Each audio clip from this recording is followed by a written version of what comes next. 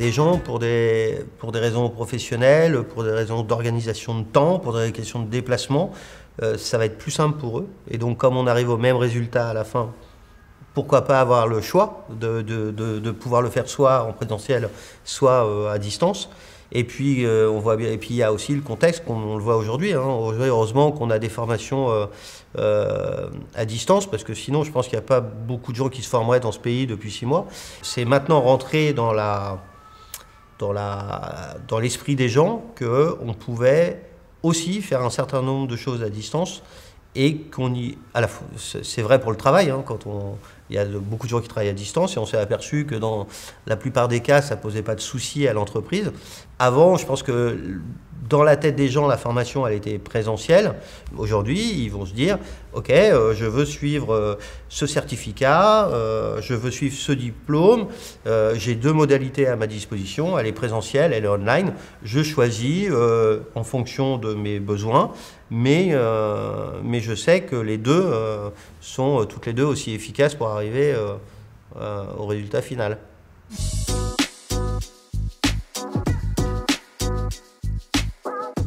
Quand on est sur une formation comme ça, 100% en ligne, chacun est responsable du travail qu'il doit fournir. Et en même temps, c'est lui qui prend les devants pour aller suivre les cours, pour aller rejoindre l'équipe dans laquelle il se trouve pour participer à des ateliers à travers les outils dont il dispose. Donc la personne, si elle peut pas être passive sur un cours 100% en ligne. Si elle est passive, il se passe juste rien.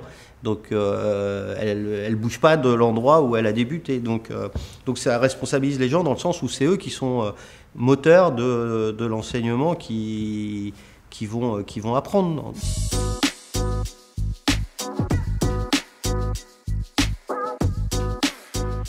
Ça amène beaucoup plus de simplicité pour ouvrir la formation à un spectre de gens beaucoup plus large que la zone de chalandise sur lequel gravite normalement l'école qui dispense la formation. Donc à partir du moment où vous avez plus de souplesse dans l'organisation de votre temps sans de contraintes de déplacement, ça devient tout de suite plus facile.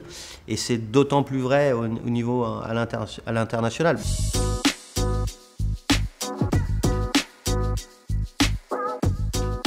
Ce qui risque d'arriver, c'est que dans vos cours présentiels, dans la façon d'enseigner sur un campus, on va de plus en plus insérer du digital.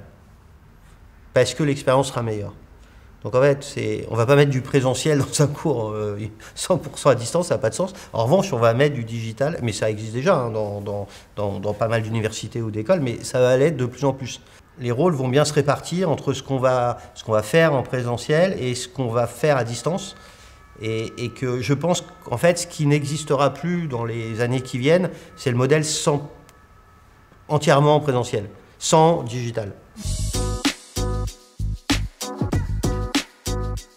Moi, c'est la première fois que je transformais en e-learning un cours.